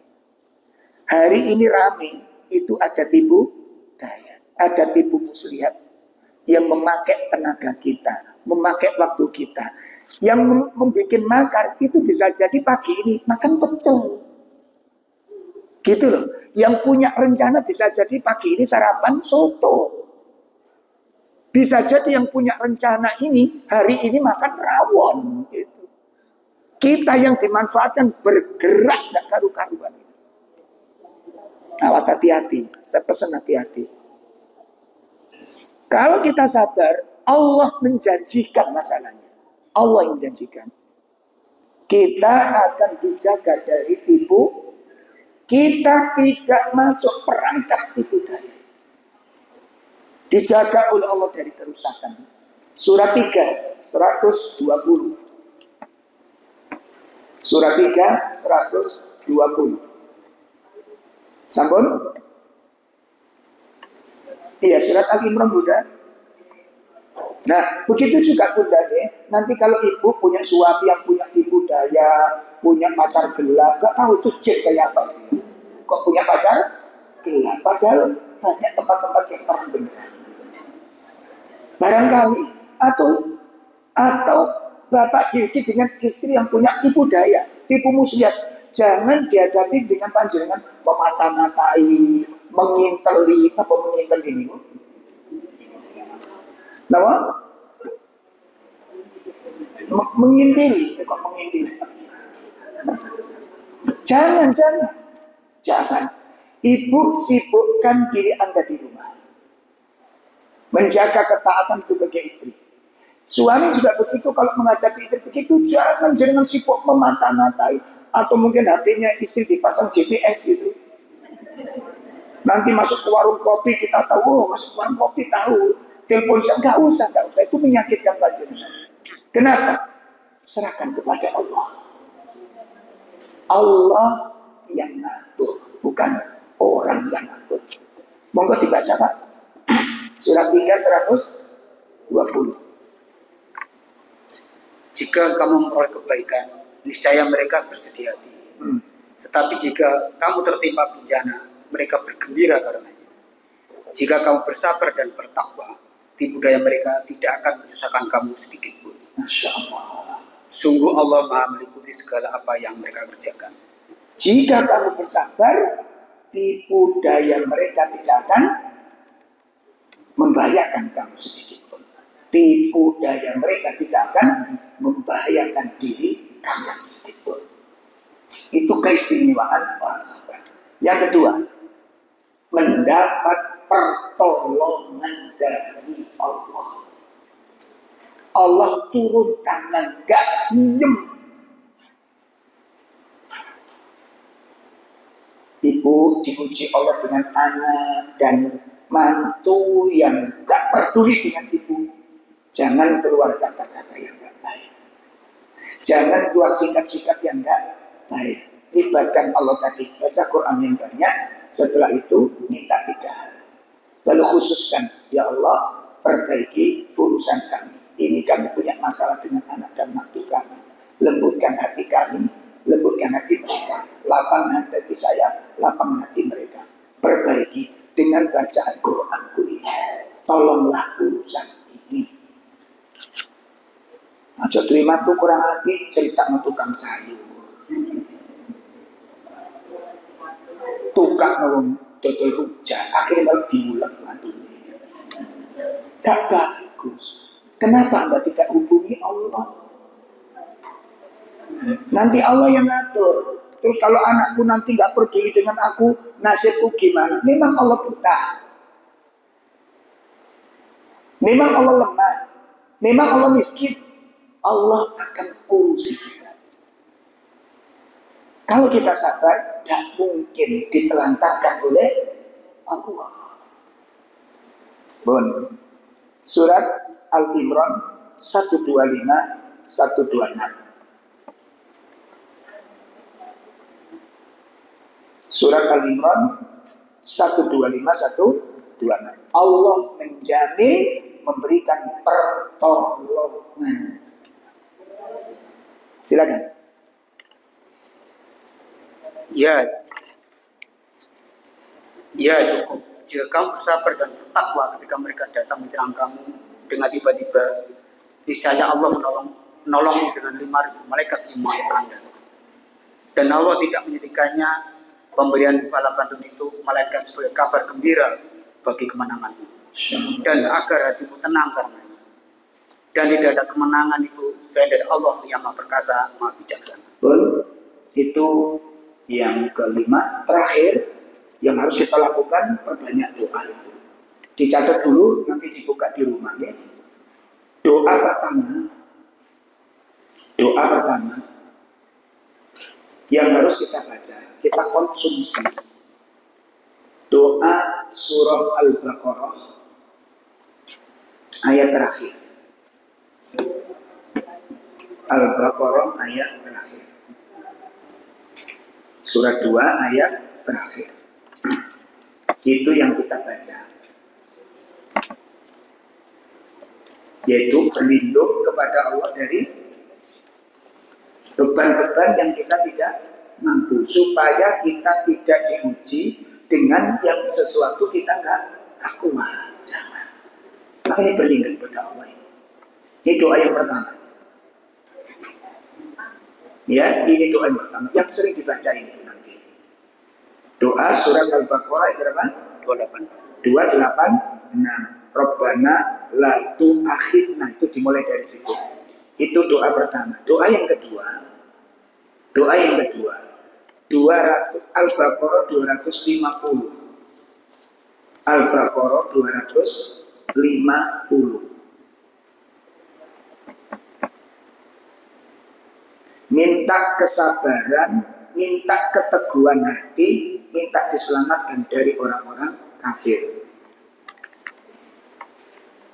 Minta diberi kesabaran, minta diberi keteguhan hati, minta diselamatkan terhadap orang-orang kafir. Doa yang ketiga, doa surat 10, doa dari Nabi Yunus atau Nabi Hud itu. Doa surat 10 ayat 85, 86. Iya. Surat 10 ayat berapa?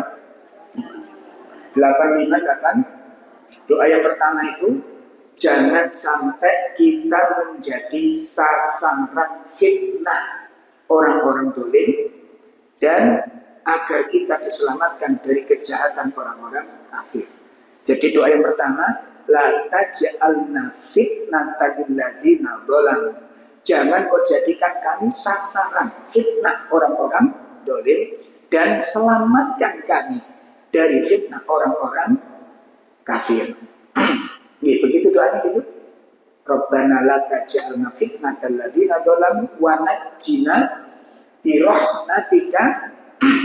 Ya Allah, selamatkan kami dengan rahmat-Mu dari orang-orang kafir. Itu doa yang ketiga. Yang keempat, Al-Baqarah. Al-Baqarah ayat 126. Ayat 126. Kita minta supaya negeri kita ini diberi aman. Dan waktu doa jangan lihat pemimpin, nanti mantul doanya. Waktu doa jangan bayangkan pemimpin, nanti mangkel isinya. Kalau waktu doa minta melihat Allah, pandang Allah, yakini Allah. Adapun nanti ditolong pemimpin-pemimpin yang buruk bisa diberi hidayah oleh Allah. Makanya Rabbi ja'al hada baladan aminan. Ya Allah jadikan negeri ini negeri yang aman. Lah Allah jadikan negeri aman nanti sebab-sebabnya itu yang didatangkan oleh Allah. Ojo ngene ya Allah gantilah pemimpin ini terus pemimpin siapa mari pemimpinnya. Lalu ini dicopot ini cukup mana sih? Lu elek ibadah. Makanya percayakan kepada Allah. Rabbi ja'al hadza baladan amina warzuq ahlah. Berikan rezeki kepada penduduk negeri ini. Dari buah-buahan siapa yang diberi rezeki? Itu terpilih no? Orang-orang yang beriman. Yang beriman dengan Allah, beriman dengan hari pun. Jadi doanya nanti dibaca dari sini Bu. Rabbi ja'al hadza baladan aminan warzuq ahlahu minat tamarati man amana minhum billahi wal yaumil akhir. Sampai situ. Sampai situ. Rabbi ja'al hadza baladan aminan warzuq ahlahu minat tamarati man amana minhum billahi wal yaumil akhir. Adapun penutup doanya kita bisa pakai doa Nabi Yunus dan doa Nabi Ibrahim. Doa Nabi Yunus apa bikinnya Bu? Yang perbanyak setelah doa perbanyak doa ini. La ilaha illa anta. Penutupnya apa? Penutupnya doa Nabi Ibrahim. Hasbunallah. Ya Allah, aku serahkan kepada Engkau penguasa hati manusia. Engkau sebaik-baik yang diserai urusan. Setelah itu sibukkan dengan amal-amal soleh. Pesan saya, jangan sibukkan melihat berita demo. Apalagi lihat film India. Pun tinggalkan kurangi. Mudah-mudahan apa yang kita kaji sudah dipahami ini. Jadi akhir doa tadi, zikir yang paling banyak zikirnya Nabi Yunus. Karena zikir Nabi Yunus itu orang yang diberi soal, diberi musibah yang menurut akal nggak bisa diselesaikan. Itu masalah yang menurut akal nggak ada solusi. Itu kisahnya Nabi Yunus. Nabi Ibrahim juga begitu, nggak punya kekuatan, nggak punya daya. Lalu Nabi Ibrahim sendirian loh, melawan kerajaan sendirian, melawan kerajaan. Kuat apa? Bisa apa? Nggak bisa. Maka melibatkan Allah. Hasbunallah wa ni'mal wakil. Ni'mal maula wa ni'mal. Saya kira ini yang bisa kami sampaikan. Adapun materi yang akan datang kembali kepada materi awal, yaitu membahas golongan orang-orang yang terhalang dari hidayah. Tolong kajian ini dirangkum, Pak Hendro nanti di-share ke teman-teman yang lain supaya saudara-saudara kita menyibukkan dengan amal-amal ini. Solusi ketika kita hidup di zaman fitnah. Saya ulangi, solusi ketika kita hidup di zaman fitnah. Wa sallallahu ala nabiyyina Muhammad subhanakallahumma wa bihamdika asyhadu an la ilaha illa anta astaghfiruka wa atubu ilaik. Assalamualaikum warahmatullahi wabarakatuh.